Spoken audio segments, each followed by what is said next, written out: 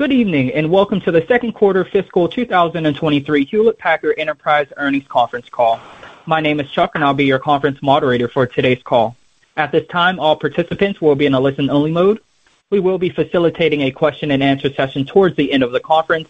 Should you need assistance during the call, please signal conference specialist by pressing the star key followed by 0. As a reminder, this conference is being recorded for replay purposes.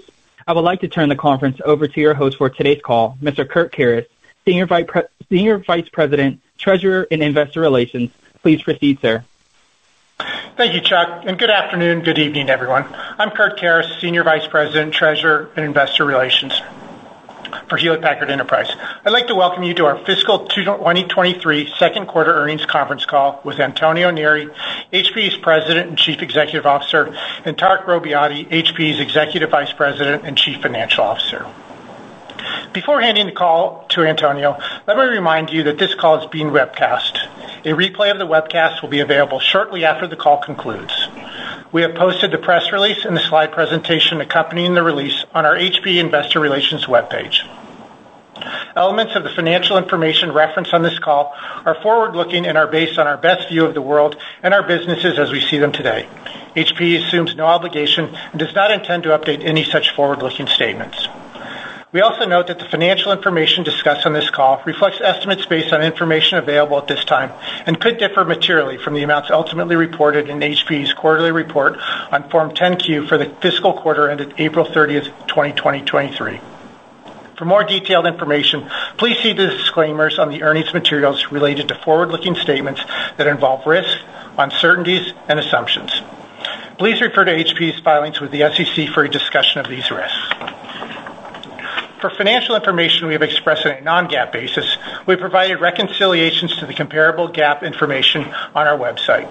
Please refer to the tables and slide presentation accompanying today's earnings release on our website for details.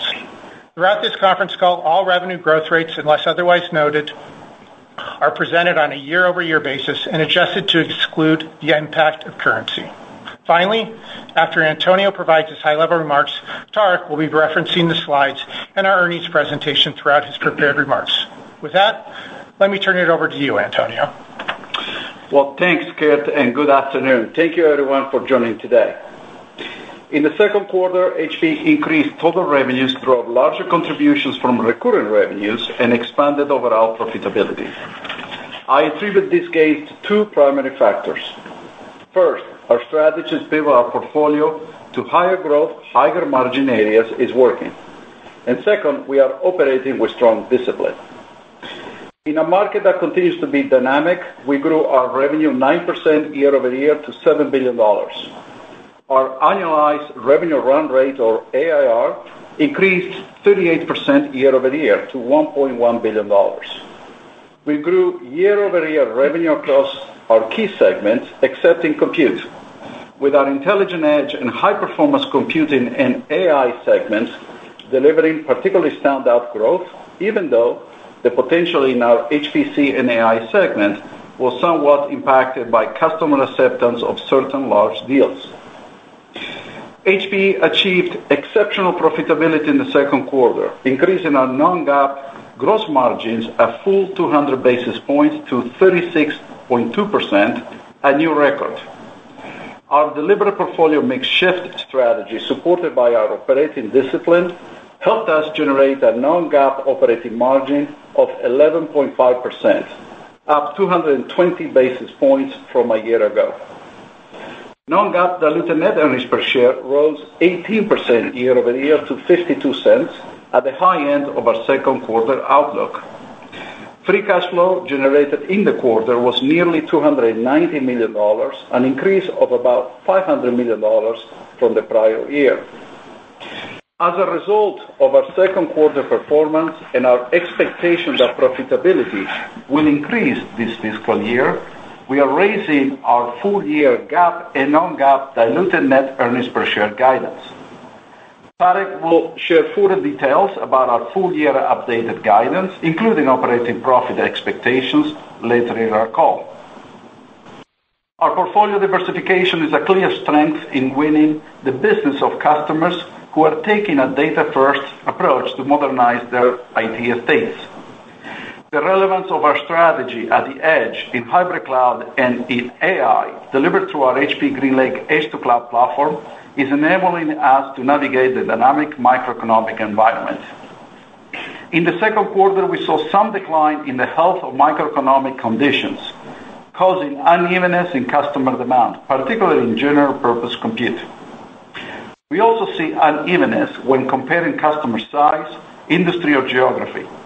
European, Asian, and mid-sized company deals are holding up better than expected, while large enterprise businesses and customers in certain sectors, such as financial services and manufacturing in North America, have been more conservative with their spend. In the last few months, sales cycles have elongated because customers are more reluctant to quickly commit to large projects, or some will seek additional internal approvals at the time of their order. We continue to focus on our sales processes to accelerate closing deals wherever possible. Our order book at the end of Q2 remains elevated at more than 1.5 times the size of normalized historical levels. In the area of high growth, Intelligent Edge, HPC and AI, and the HPE GreenLake business, order books are especially large. Before I provide some business highlights, I want to be sure you saw the announcement we made last Friday related to our relationship with H3C Technologies. After successfully closing negotiations, we announced that UNIS will purchase all our shares in H3C for $3.5 billion in cash, subject to certain required regulatory approvals and closing conditions. Importantly, from the China market perspective, we are pleased that we have agreed to the terms of a new go-forward commercial agreement that we will enter with H3C. Tarek will share more in his remarks. Our HPE GreenLake platform continues to power the growth of our software, infrastructure, and services, capturing more than $10 billion in total contract value for the first time this quarter.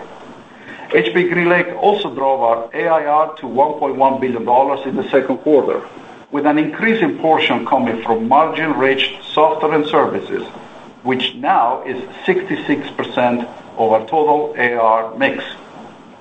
Our as-a-service business continued to expand our opportunities pipeline, though orders this quarter dipped slightly 8% year-over-year. This was driven by a very tough comparison to fiscal year Q2 2022, when orders more than doubled. We have had a great ramp with our HPE GreenLake for Private Cloud Enterprise offering, which advances customers' hybrid cloud environments with a consistent, intuitive cloud operating experience. Global engineering company Danfoss selected HPE GreenLake for Private Cloud Enterprise as a part of an effort to transform its global IT strategy. With HPE GreenLake for Private Cloud Enterprise, the company evolved its IT to an agile, sprint-based environment that aligns the right workload on the right platform, all while significantly reducing their carbon footprint. We continue to innovate on the HPE GreenLake edge-to-cloud platform. To complement our organic innovation, early this month, we completed our acquisition of OpsRamp, whose hybrid digital operations management solutions have enhanced our HPE GreenLake platform by providing visibility, observability, and control across multi-vendor and multi-cloud IT environments. We are already getting very positive feedback from customers and partners. With the integration of OpsRamp technology into the HPE GreenLake in Q3, we enter a $39 billion IT operations management market. HPE GreenLake is a performance driver across our portfolio, and we are seeing its value across our business segments. Let me provide a few segment highlights. Intelligent Edge had a standout quarter. HPE Aruba Networking has exceeded our expectations in revenue and margin terms, in part because customers are adding more cloud software services to recently delivered infrastructure, which will add to recurring revenue in future quarters. This is the second consecutive quarter of more than $1 billion in revenue in this segment, and the 11th consecutive quarter of year-over-year revenue growth. We continue to drive innovation and expand our addressable market at the edge. Through our acquisition of cloud security provider Axis Security, we have expanded our SASE Secure Access Service Edge offering. And with the soon-to-close purchase of Athonet, we are doubling down on private 5G. The combination of access security, Ethernet, and a world-class HPE Aruba networking intelligent edge capabilities gives HPE one of the most comprehensive connected edge portfolios in the market.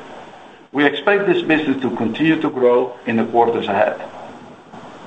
In our HPC and AI business, we saw a significant sequential increase in orders this quarter, with a noteworthy uptick across customer segments, from Fortune 500 companies, including a large cloud provider, to digital native startups looking for optimized AI supercomputing solutions. HPE is winning in AI because we deliver an end-to-end portfolio designed for the full spectrum of enterprise AI workloads and use cases, spanning large-scale model development, training, and inferencing. Customers are attracted to HPE's market-leading supercomputing capabilities, differentiated interconnect IP, AI-specific software, and services expertise.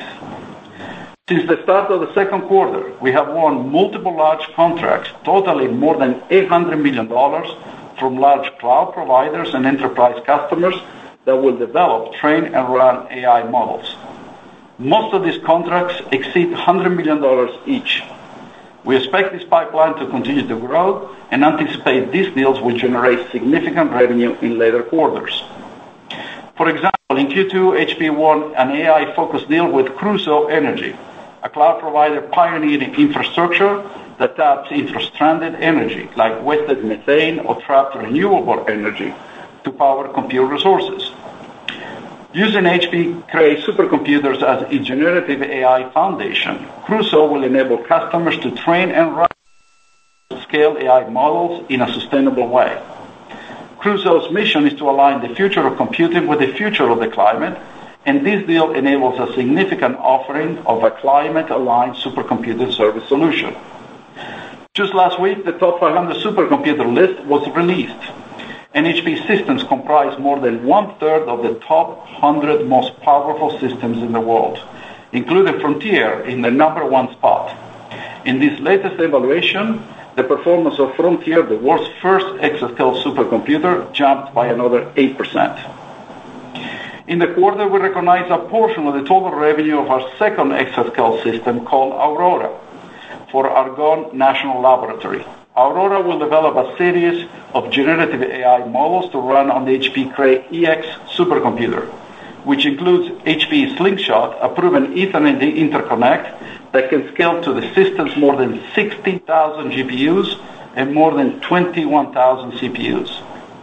Aurora is expected to deliver more than 2 exaflops of peak performance computing.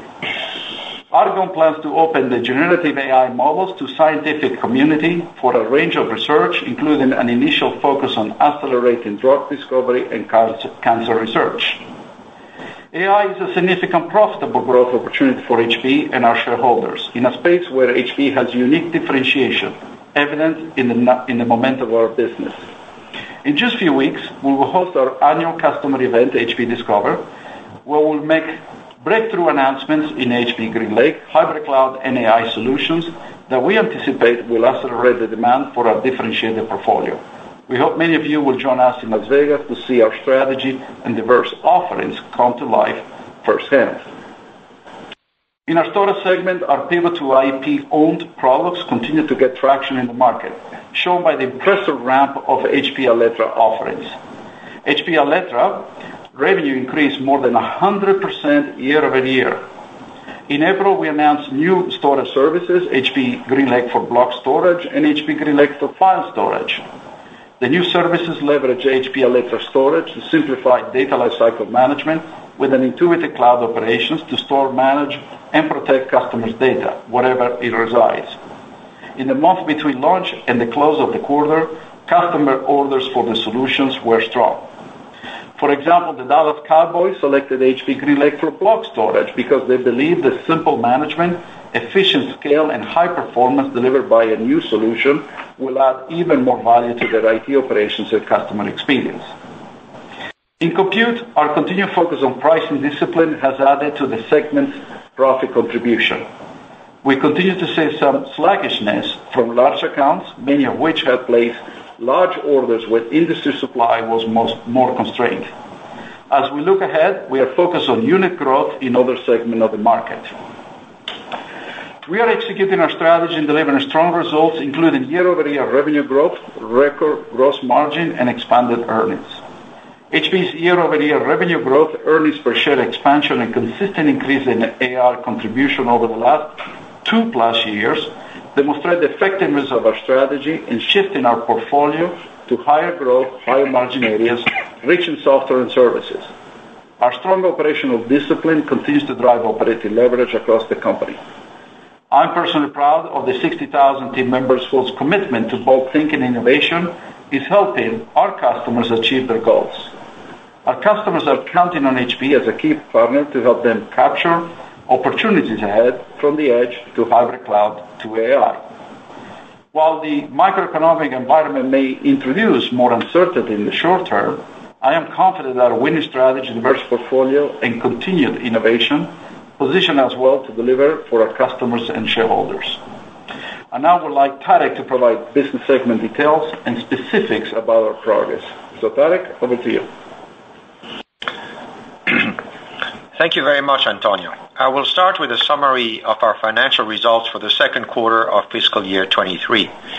As usual, I will reference slides from our earnings presentation to guide you through our performance. Antonio discussed key highlights for Q2 23 on slide 4. Let me discuss our Q2 performance details starting with slide 5. I would characterize this quarter as solid overall, despite the uneven demand indicators across our portfolio, particularly in compute, with continued demand and outstanding performance in our Intelligent Edge business as a standout.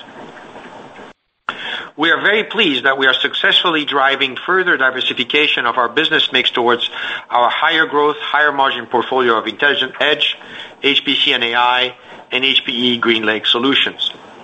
During the quarter, net revenues grew 56% year-over-year in Edge, 22% year-over-year in HPC AI, and the HPE GreenLake ARR grew 38% year-over-year, all in constant currency.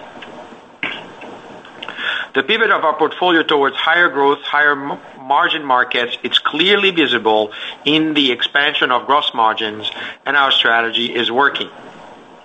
While we remain confident about our fiscal year 23 and beyond, we are also realistic.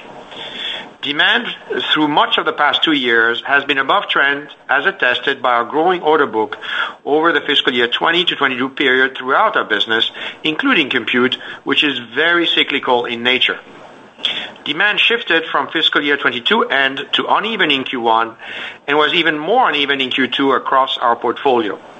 While Q2 revenue of $7 billion equates to a healthy 4% year-over-year growth and 9% year-over-year growth in constant currency, revenues were below our prior guidance range of $7.1 to $7.5 billion. Deal velocity has slowed, particularly in North America and in compute, and to a lesser extent in storage. Deal cycles have elongated as customers, primarily our larger compute customers, digest their investments of the past 2 years. This trend has been particularly pronounced for compute in the manufacturing and financial services verticals in North America, in part as a result of the loss of confidence in the banking sector. In addition, HPC and AI was affected by several customer acceptances that slipped out of Q2. Despite this, we see several promising indicators. Demand in Q2 grew sequentially, led by HPC and AI and our Intelligent Edge business, Aruba. Aruba continues to grow revenues both on a year-over-year and on a sequential basis. Overall demand in compute in the mid-market is stable, including direct enterprise and the channel. Our overall order book at the start of Q3 remains elevated at more than 1.5 times normalized historical levels, and we expect the strong momentum in Intelligent Edge to continue. And finally, AI demand is very solid, as you heard from Antonio, and materializing in our pipeline and our order book with several very large deals. More on that later. We also continue to take action to strengthen the portfolio mix shift inorganically across our businesses. We have closed the acquisitions of Access Security and OpsRamp and are already winning deals with these assets as part of a broader HPE. I am particularly proud that we have finalized an agreement with our partners at Unis for the sale of our 49% stake through the exercise of our put option for an amount of $3.5 billion. More on that later. In recognition of the compute weakness, we are adjusting our previously communicated guidance of 5 to 7% revenue growth to 4 to 6% in constant currency. Nevertheless, the combination of our order book, ongoing strength, and momentum in Edge and HPC AI gives us confidence that we will deliver solid FY23 revenue growth and remain confident in the 2 to 4% revenue CAGR outlook over the FY22 to FY25 period that we provided at our 2022 Securities Analyst Meeting in October. Our non-GAAP gross margin reached a high water mark of 36.2%. This is up 200 basis points both year-over-year and sequentially. Our margin structure reflects the pivot of our business mix to higher margin and software-intensive recurring revenue. Our Intelligent Edge business, Aruba, was 19% of total revenue in Q2, up 580 basis points year-over-year, and with Q2 sequential revenue growth in Aruba at 15%, we expect Aruba to represent a larger portion of the company's gross and operating profits by the end of fiscal year 23. As a result, our Q2 23 non-GAAP operating margin reached 11.5%. This is 220 basis points ahead of Q2 22 and down just 30 basis points from a record performance in Q1 23. In addition to the portfolio mix shift towards high-margin businesses, we remain focused on cost control and productivity. Antonio and I remain determined to maintain this focus and to grow revenues faster than OPEX over time. Our Q2 margin strength drove GAAP diluted net EPS to 32 cents and non-GAAP diluted net EPS to 52 cents at the high end of our guidance range of 44 to 52 cents. Q2 23 free cash flow was positive $288 million, an improvement of nearly $500 million over Q2 22 and $1.6 billion over Q1 23. We will discuss cash flow in more details later. Having said that, we remain on track to generate between $1.9 and $2.1 billion in free cash flow this fiscal year. Finally, we are continuing to return substantial capital to our shareholders. We paid $155 million in dividends and repurchased $106 million in stock this quarter and are on track to buy back at least $500 million worth of shares in fiscal year 23. Our year-to-date total capital returns are $490 million, which reflects our confidence in future cash flow generation. Moving to slide 6, we are very pleased to announce our pivot to as-a-service revenue continues to show strong momentum as ARR surpassed $1.1 billion in Q2 23. The benefits of easing supply challenges are appearing in our results as ARR growth in constant currency accelerated from 25% in Q4 22 to 31% in Q1 23 and now 38% in Q2 23. Our Edge and storage SaaS offerings are the fastest growth components of our as-a-service portfolio. Our as-a-service order decline of 8% in Q2 23 is a function of a tough compare to Q2 22, in which orders grew 107% on strength of several large deals. We are comfortable with our robust pipeline, which includes very large enterprise AI wins we recently closed, and reiterate our 3-year ARR targets of a 35 to 45% CAGR from fiscal year 22 to fiscal year 25. Most importantly, we continue to make our as-a-service business more valuable with a growing mix of higher margin software and services recurring revenue. In Q2 23, our mix of software and services increased another 220 basis points year-over-year to 66%, and we have attained a total TCV well in excess of $10 billion. Let's now turn to our segment highlights on the next slide. I would like to remind you that all revenue growth rates on this slide are in constant currency. In the Intelligent Edge, we grew our revenue 56% year-over-year and exceeded the rule of 40 for a second consecutive quarter. Most importantly, we grew revenues 15% sequentially and delivered record revenues for a fourth consecutive quarter. We are outgrowing our main competitors and are taking share in some of the largest enterprise customers who are increasingly adopting our software-centric solutions, such as Edge Connect SD-WAN software and our Aruba Central Management Platform. We have now closed our acquisition of Access Security and are already generating SD-WAN and SASE wins in combination. Our acquisition of private 5G player Athonet is still pending, but already contributing to our pipeline of business. Our operating margin of 26.9% was up more than 1,400 basis points year over year and 500 basis points sequentially. We're benefiting from scale and a solid order book that continues to grow, and as a result, we are optimistic about the prospects of our Intelligent Edge business in fiscal year 23 and beyond. In HPC AI, revenue grew 22% year over year. The emergence of large language models and generative AI has prompted many inquiries from our customer base during the past quarter, which are turning into pipeline and orders.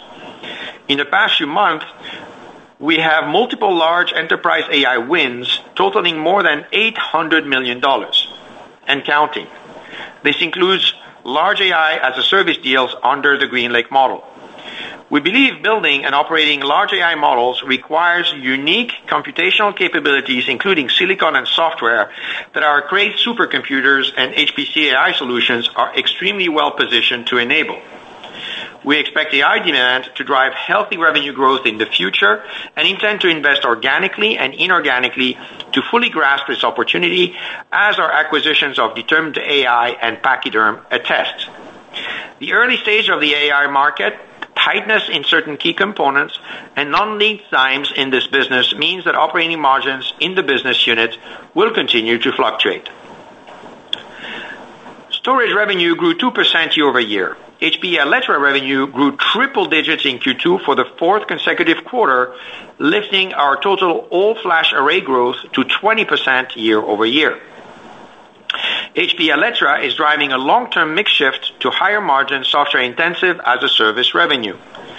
We will continue to invest in R&D for our own IP products in this business unit, such as our new file as a service and Alletra MP offerings. Our Q2 23 operating margin of 7.9% is down 390 basis points year over year as we navigate uneven demand and migrate to our software-defined HPE Alletra, which includes a significant component of SaaS ratable revenue. Compute revenue was down 3% year over year to $2.8 billion and down 20% sequentially. The deal elongation and demand softness I discussed previously was most prevalent in the compute business as our large customers, particularly in manufacturing and financial services in North America, digest the investments they have made in recent years. Our compute operating margin of 15.2% exceeded our long-term outlook of 11 to 13% for the sixth consecutive quarter, which attests to the quality of our historical book of business. While we are seeing decreasing commodities costs leading to increased competitive price pressure, we are selling three differentiated platforms in the market: Gen 10, Gen 10 Plus, and Gen 11, which should allow a gradual management of margins over time. In HPE Services, which is within our Compute, HPC, AI, and Storage segments, and excluding HPE GreenLake, orders were down low single digits and revenues were flat year over year. HPE Financial Services revenues rose 7% year over year, and financing volume of $1.7 billion grew 17% in constant currency, driven by HPE GreenLake. Our operating margin were down 280 basis points year over year, reflecting rapid interest rate hikes and higher cost of funds that we will gradually offset over time through pricing. Time and time again, this business has proven resilient in a downturn thanks to the quality of the underlying of the book of business. Throughout the pandemic, our annual loss ratio never exceeded 1%. Our Q2 loss ratio of 50 basis points was below full year 2019 or pre-pandemic levels. Slide 8 highlights our revenue and non-GAAP diluted net EPS performance. We are very pleased that the progress we are making against our Edge to Cloud strategy is evident in the financial results we have delivered on both the top and bottom lines.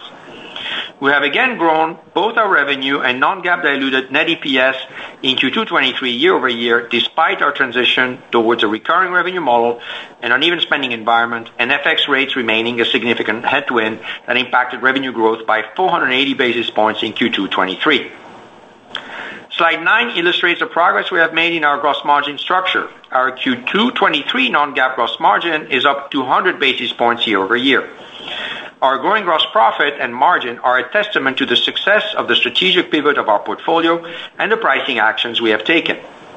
With 56% year-over-year growth in constant currency, our Intelligent Edge business was a standout and is now representing 19% of total sales in Q2 23, up 580 basis points from a year ago. Slide 10 illustrates our non-GAAP operating margin progress, which reached 11.5% in Q2 23. This is up 220 basis points year-over-year, and it also represents a high watermark for non-GAAP operating profit margin for a Q2 in any year. Again, our portfolio mix shift, pricing strategies, and productivity focus are the primary drivers of our operating margin expansion. The Intelligent Edge business not only represented 19% of revenue in the quarter, but did so with a record 26.9% operating margin. Turning to the next slide, as you know, we have chosen to exercise our put options on our shares in H3C. We are pleased to have announced earlier that we and our partner Unisplendor have come to an agreement and signed a put share purchase agreement that values our 49% stake in H3C at $3.5 billion. The next step in the process is to obtain the necessary regulatory approvals and to complete certain conditions necessary for closing. We anticipate that the process to close will require a further 6 to 12 months to complete.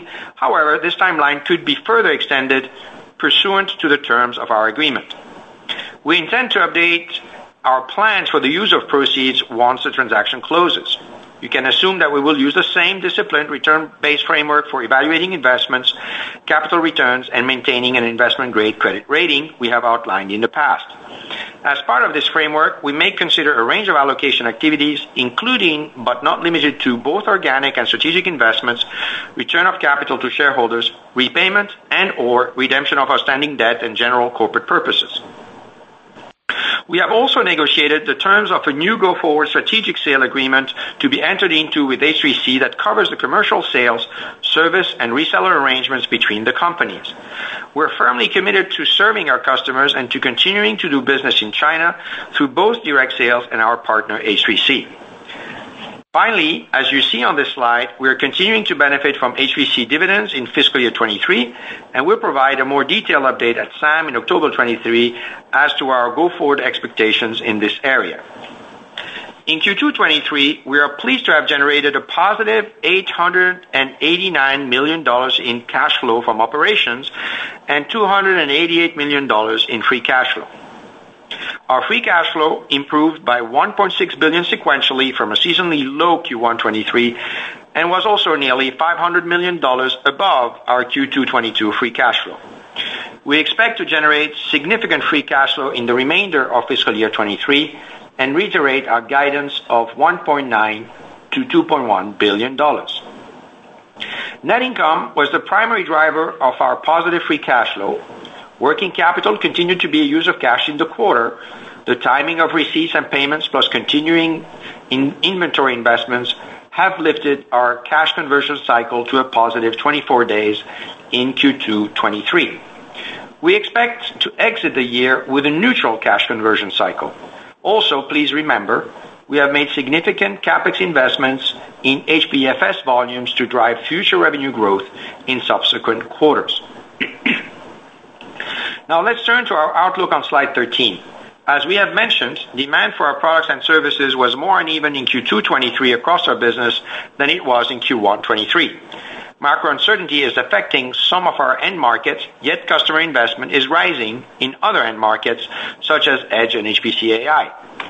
We believe our portfolio differentiation will continue to drive market share gains in key markets.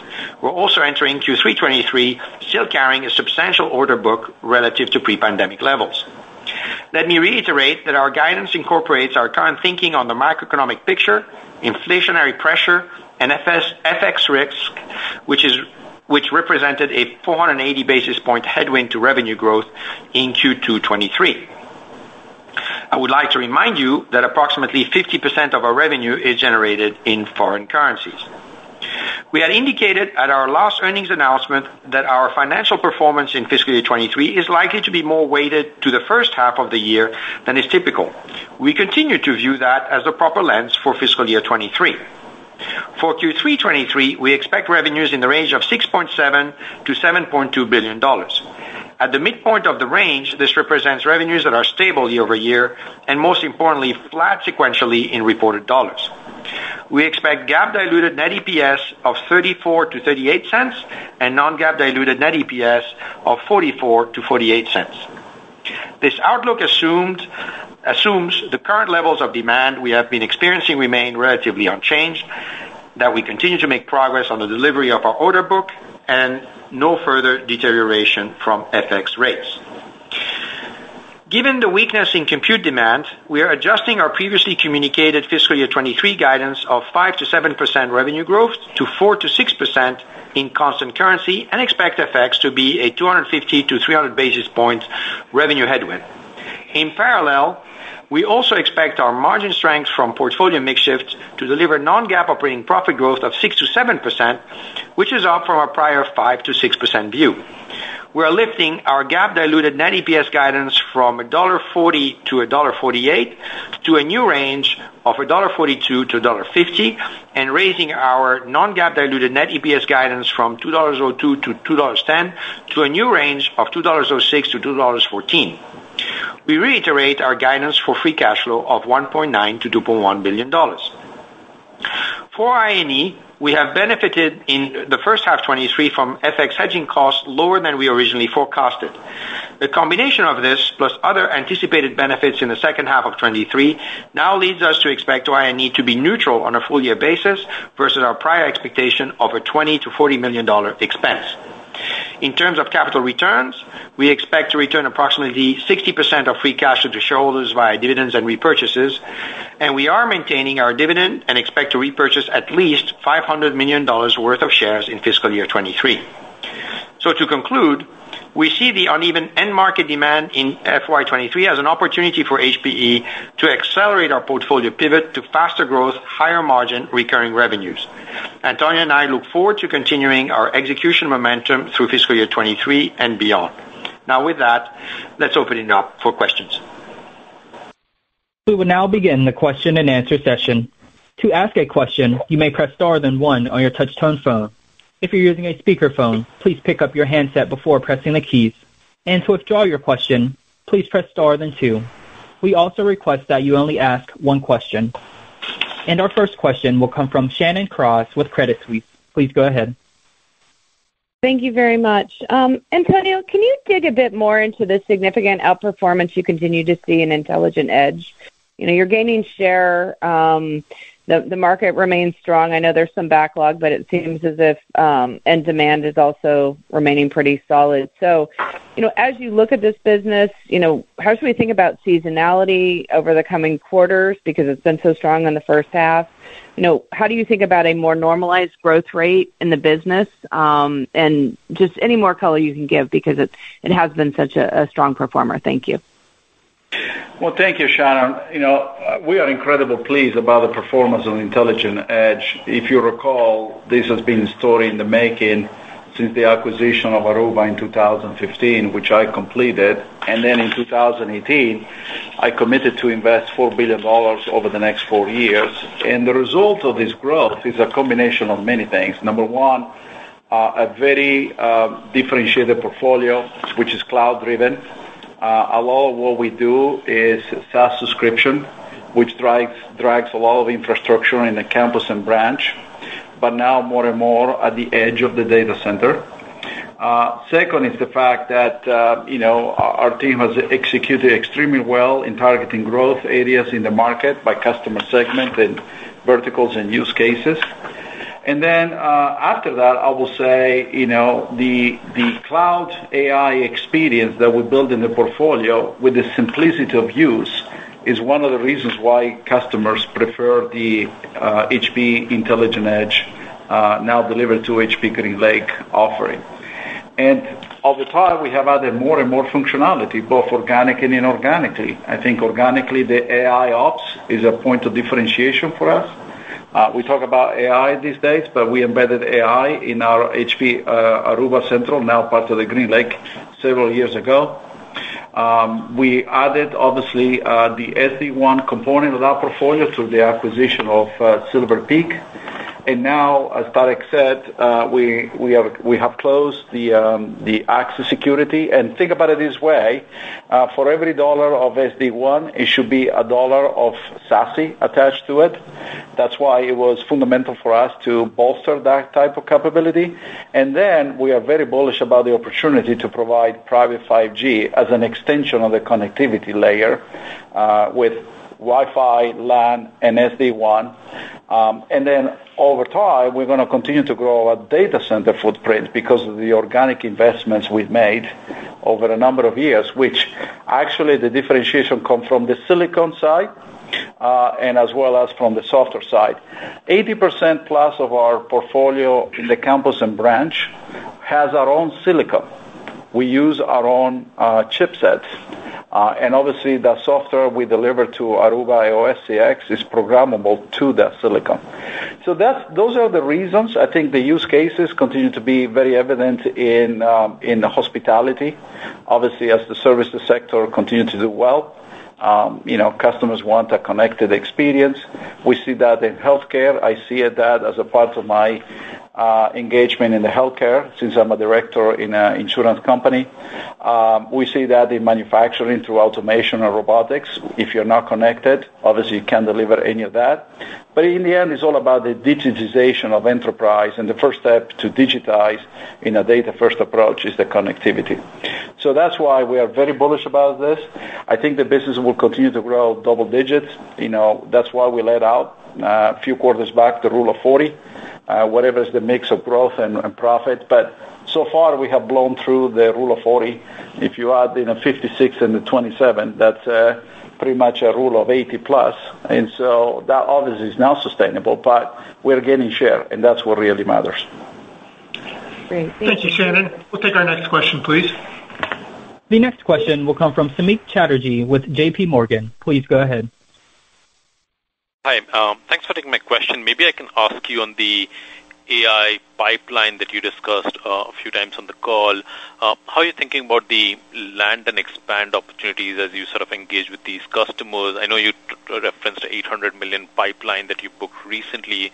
And any insights into how competitive are these deals versus some of your sort of traditional supercomputer wins that you have sort of competed for wins around? And just finally, a quick follow-up, Slingshot and interconnect technology, how do you see that sort of evolving as becoming maybe a secondary sort of source to NVIDIA in sort of the interconnect technology? Thank you. Thank you. Obviously, what we have been experiencing in AI is simply amazing, breathtaking in some cases. I consider AI a massive inflection point, not different than Web 1.0 or mobile, in different decades. But obviously, the potential to disrupt every industry, to advance, many of the challenges we all face every day through data insights is just astonishing. And HPE has unique opportunity in that market because ultimately you need a what I call a hybrid AI strategy. You need strong inference at the edge. And that really comes by being able to connect and process data, whatever is created, with very efficient and low carbon footprint, meaning sustainable solutions with lower power consumption. And then on the other side, you need a training environment where you take some part of the data, where you can train for different needs, different models for different type of use cases. And HPE has a unique portfolio from the inference side all the way to the training side. So our HPE ProLiant has already some very powerful, cost-efficient solutions at the inference. The amount of computational power now we can put in one of these, what I call 2U servers, is simply amazing. But and there are different type of configurations that we need to go through accelerator, GPUs, and the like, and sometimes CPUs, by the way.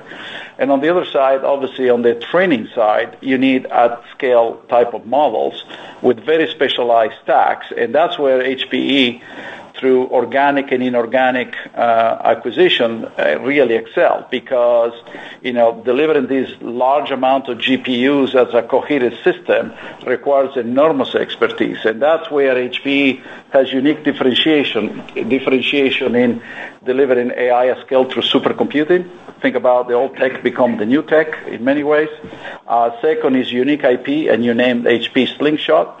HP Slingshot is the true Ethernet fabric that's very efficient from both cost and power consumption to chain up to, in this case, like Aurora, 60,000 GPUs. And by the way, it's open because we can support any type of GPUs. Obviously, NVIDIA right now is a hot commodity, but think about Frontier. It was all AMD, and in the case of Aurora, it's all Intel. And we are building a lot of NVIDIA systems in partnership with NVIDIA. So we can support that in an open environment.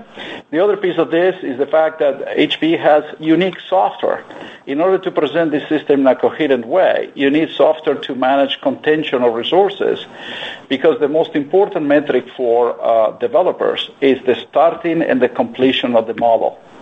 And many developers we have been working with, not the traditional runtime, but people are developing these large language models, are telling us, sometimes we try systems in an open cloud environment, it doesn't start for us. Sometimes we can't complete the model. That's a unique expertise that we bring because we know how to do that at scale. And then last but not least, is very important. Our aspiration is not just AI in the system infrastructure level. We already have, through the acquisition of HPE Cray, today, a lot of software that actually provides the packages to train these models. And then in addition to the acquisition of Pachyderm and the Determined AI, where we focus on the simplicity to prepare the data, to automate the data pipeline, and eventually to train that data. And I think, you will hear more about this in a couple of weeks when we go to HPE Discovery in Las Vegas. So I would recommend you follow us, because you will see some breakthrough announcements in the way we provide this AI solution from edge or inference all the way to the training model in a way that every type of customer can get access to our HPE GreenLake platform. Thank you, Samik. We'll take our next question, please. The next question will come from Simon Leopold with Raymond James. Please go ahead.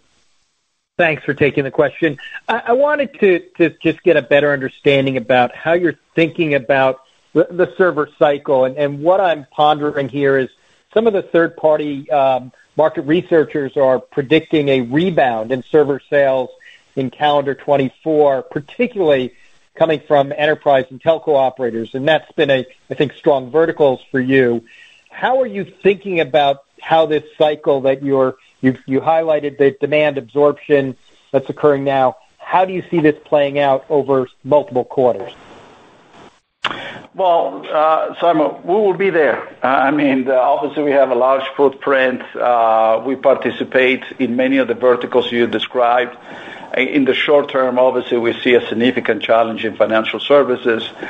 Tarek talked about that, call it the crisis of the financial services, where, the large deals that normally happen are now elongated or, waiting to get longer approvals and the like. But there's also a lot of digestion and deflationary that's taking place on the commodity space as well. But there is no supply chain challenges. So maybe just-in-time orders works fine, because now we can deliver servers in what I call pre-pandemic SLAs, right? So that's the positive news.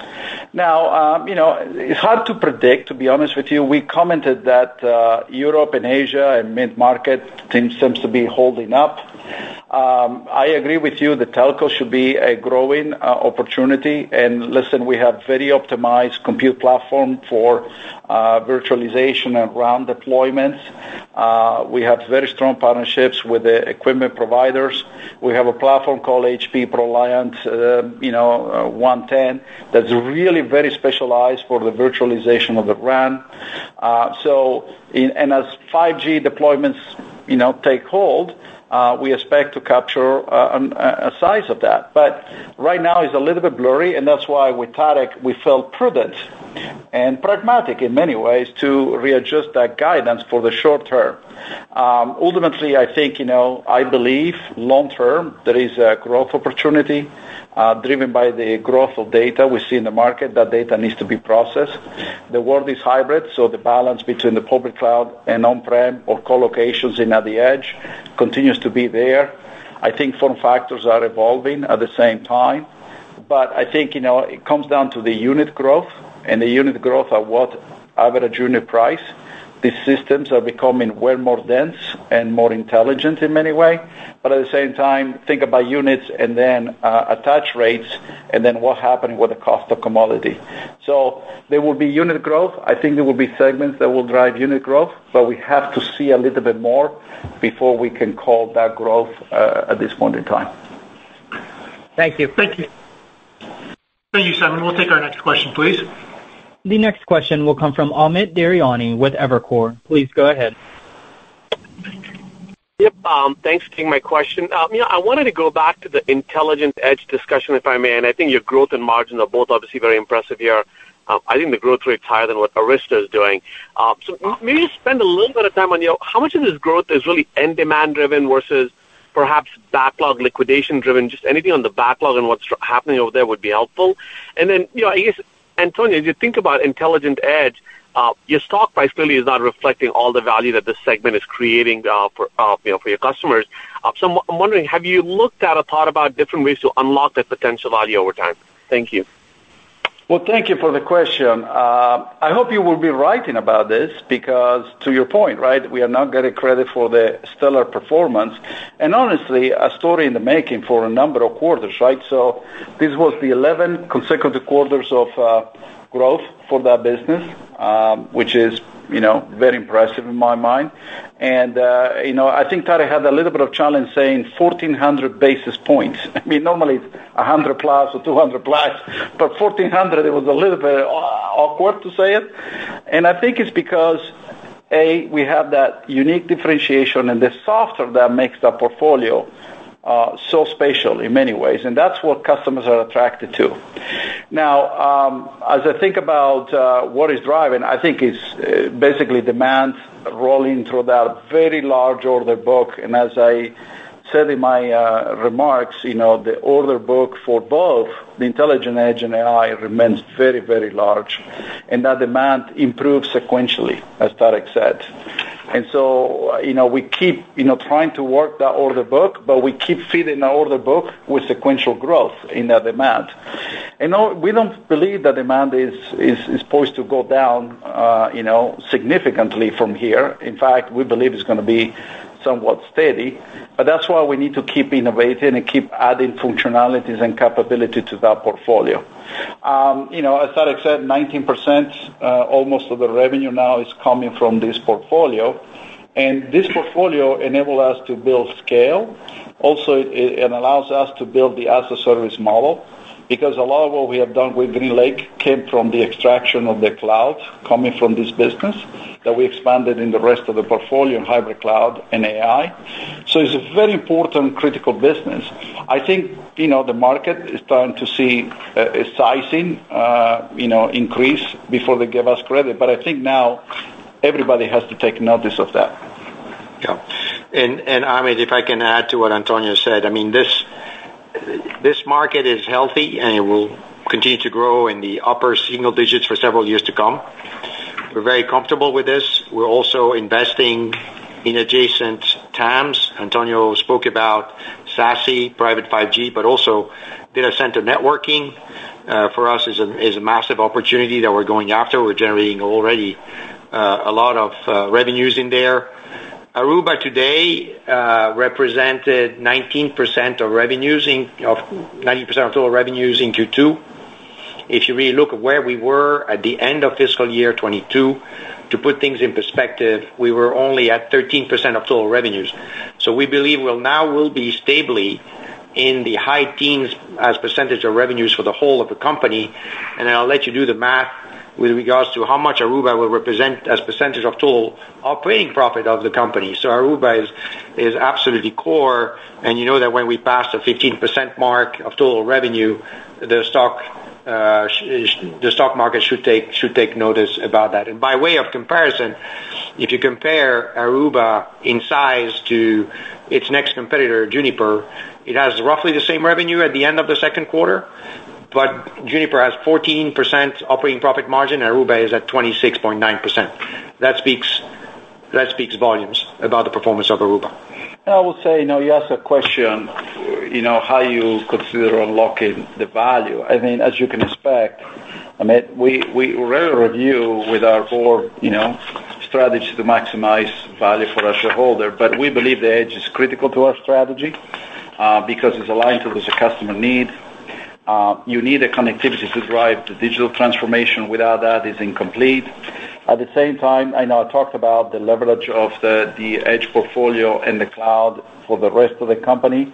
And also, let's remind ourselves we have cross-selling opportunities because once we land the customer on HPE GreenLake, whether it is through the edge or through the hybrid cloud, and now through the AI as we go forward, you will see the opportunity to cross-sell, which benefit Aruba and the Intelligent Edge as a whole and the rest of the company as well. Thank you, Amit. We'll take our next question, please. The next question will come from Wamsi Mohan with Bank of America. Please go ahead.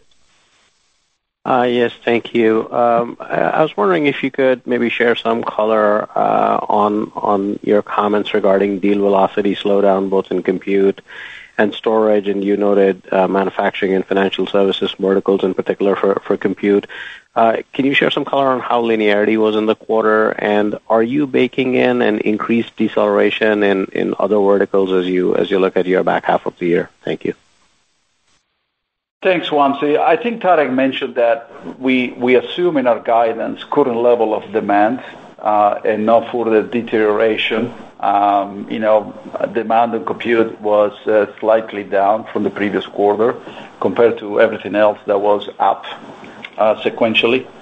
And so from our vantage point, we believe we have covered this in the guidance. I think from the deterioration, I think it was clear when the financial crisis started sometime in March, we saw a deceleration, and that was very evident in the financial sector, right? So the financial vertical, I will say. But that said, it is the most uneven part of the portfolio, as we commented. I think it's driven by the digestion of what customers ordered last year. The fact that today, they are maybe prioritizing investments in the edge or prioritize investment in AI, which clearly we are a benefactor of it from that perspective. I think, customers are looking for resilience as well, considering everything that's happening around the globe.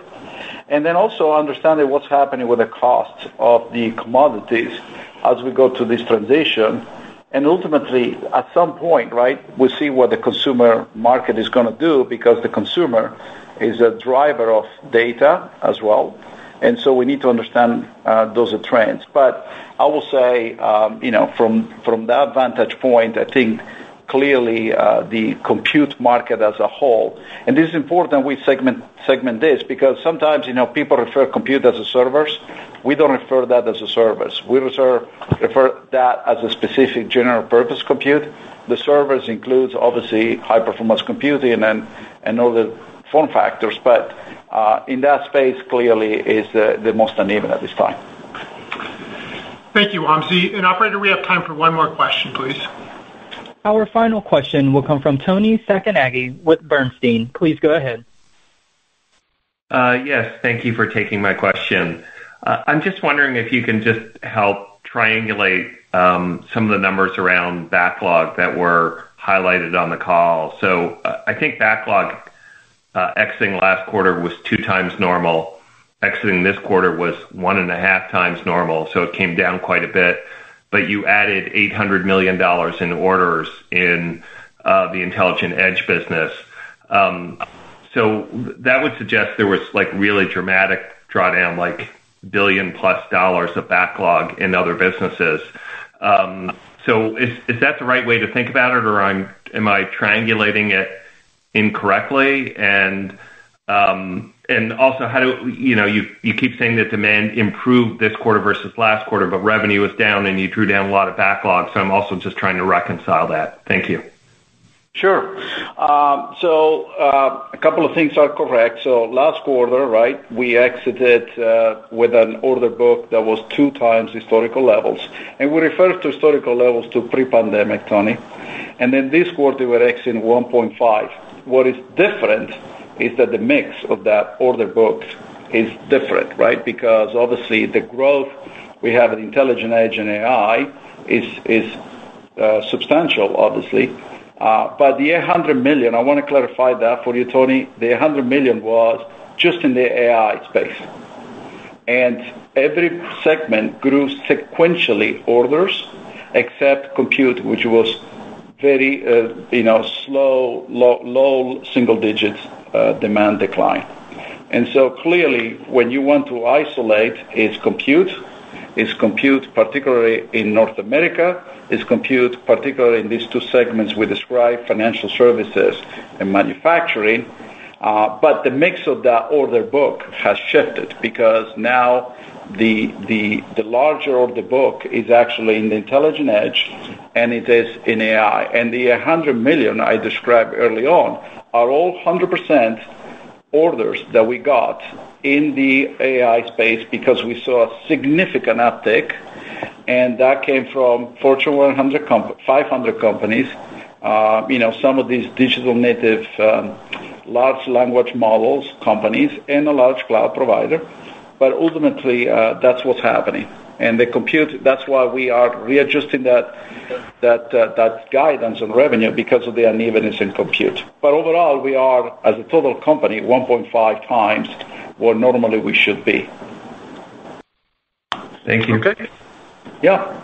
Well, thank you for all your comments, and we appreciate you attending today the call.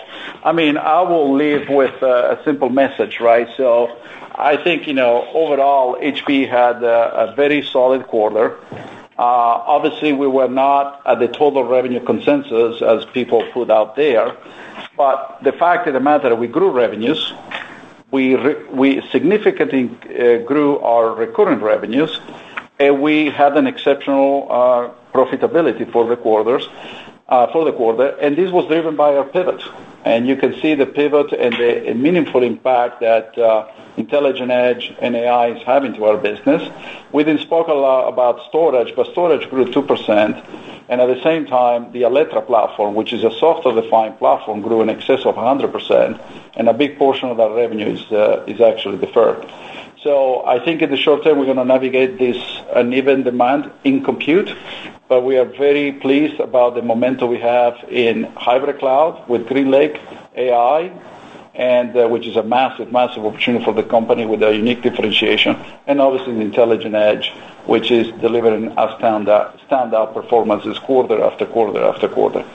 So with that, I hope to see you at the HPE Discovery in Vegas in 3 weeks, because we have some amazing announcements that we want to share with you that will continue to drive momentum in our business. So thank you very much. Ladies and gentlemen, this concludes our call for today. Thank you for your participation.